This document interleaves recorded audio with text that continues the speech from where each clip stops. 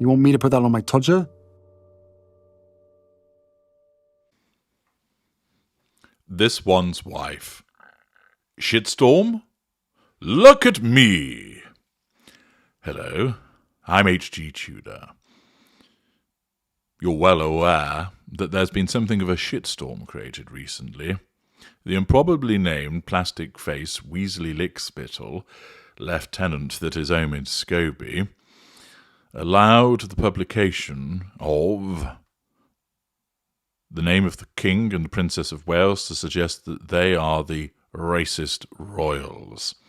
Scobie, of course, has denied that he did anything wrong, but somehow, mysteriously, those names turned up in a manuscript that was given to a Dutch translator, whose job is simply to translate what's put in front of her. She doesn't change it, she doesn't add it, she just translates it.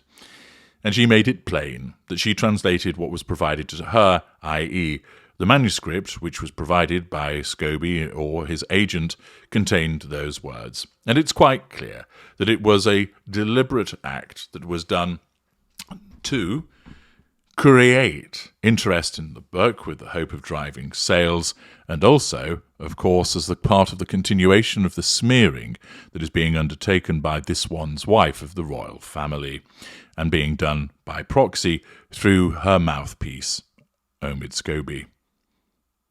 If you don't believe that those things have occurred, then you're perhaps a little bit simple. Anybody else realises clearly what's going on. A narcissist who has painted black the royal family, who must seek control over them each and every time they come upon her radar, means that in the circumstances, she is going to smear them.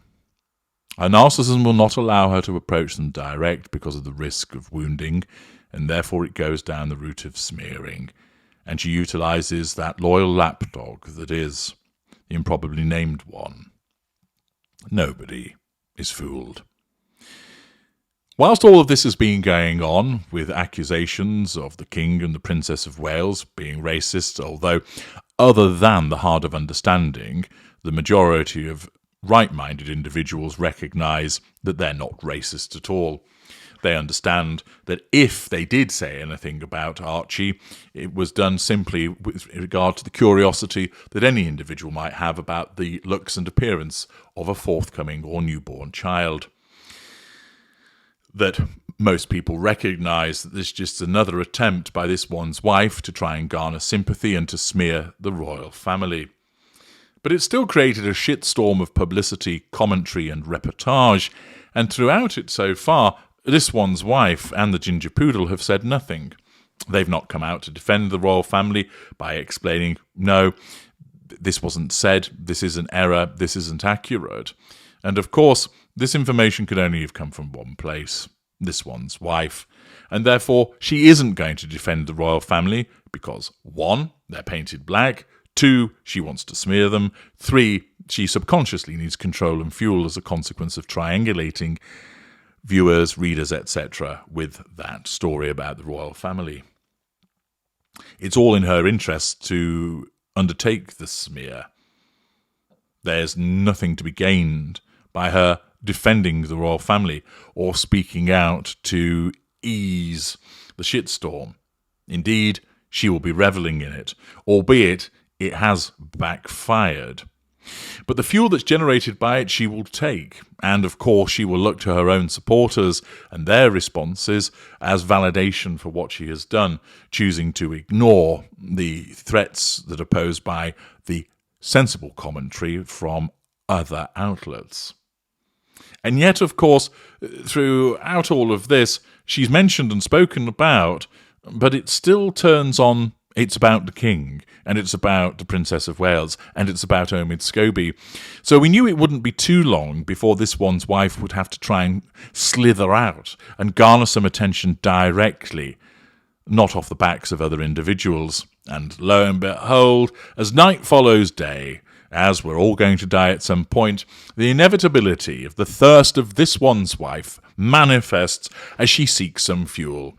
And it's done by appearing in the street. And oddly enough, the photographs that appear in the Daily Mail come courtesy of, yes, Backgrid. Once again, the Duchess of Delusion has ensured that she's spotted walking across some tarmac and getting in a car, escorted by a security guard.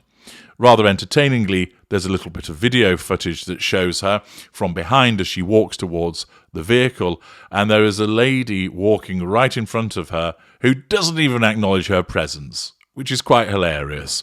Probably thinking, I've no idea who that person is, and just goes right past her. This one's wife, full of self-importance, has the door open for her by her security and climbs in.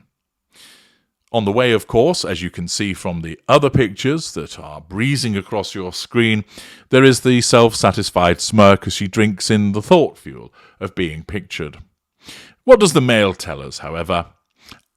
Harriet Alexander writes, "A smiling this one's wife was out and about in California on Monday, seemingly without a care in the world, as the furor over the racist royals continues back in England. The 42-year-old was spotted in Santa Barbara, a few miles from her Monte Shitshow mansion, seemingly oblivious to the firestorm raging in her husband Prince Harry's home country. The California-born mother of two was dressed down in black leggings and a black long-sleeve T-shirt with a green baseball cap. This one's wife wore a pair of $100 New Balance 327 sneakers and her favorite crew sunglasses, which retail for around $400. It wasn't clear if she was en route to the gym. Her husband has been spotted working out in a Santa Barbara gym, and this one's wife is known for her love of yoga." As she strolled the beachfront Californian city 5,000 miles away, the royal row sparked by her former ally's book rumbled on. Omid Scobie, who was seen as the unofficial spokesman for the couple, is still struggling to deal with the fallout from his book Bell Endgame. An initial draft of the book, given to Dutch translators, named the two senior members of the royal family, King Charles and Kate, who this one's wife said told of their concerns about the colour of her son's Archie's skin while she was pregnant. This one's wife first made her allegations about the conversation in her televised interview with Oprah Winfrey in March 2021. Winfrey reacted with horror, "What?"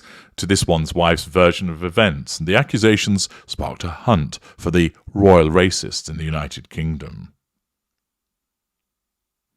This one's wife and her husband issued a statement saying it was not the late Queen or her husband Prince Philip, but have refused to name the members of the royal family who made the comments. Scobie's book marks the first time they have been named. It then just repeats some of the information that we've had before. But here she is. Yes, Sheila's been lapping up the fuel from the shitstorm that has been created by her as part of the smearing, but it has been off the back of other people, and she now needs the world to see her again. And therefore, Backgrid are called, a video is compiled, photographs are available, showing her wandering along the street and getting into a car. Whoopie-fucking-do. Of course, valid in the sense of demonstrating how this particular woman seeks out the fuel, that she can't go somewhere without it being announced to the press.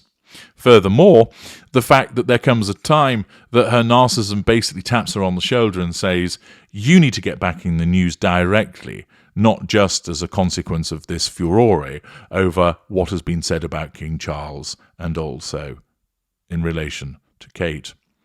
You need to go and do something, and thus, talented individual that she is, she walks across some tarmac and is filmed getting into a car. She is so brave, so inspiring, her ability to put one leg in front of the other as she is photographed at the same time with her ridiculous smirk upon her face. Quite astonishing. There really ought to be a statue resurrected for her. But once again, it shows the insatiable thirst for fuel that she has and her narcissism in full view. I'm H.G. Tudor. Thank you for listening.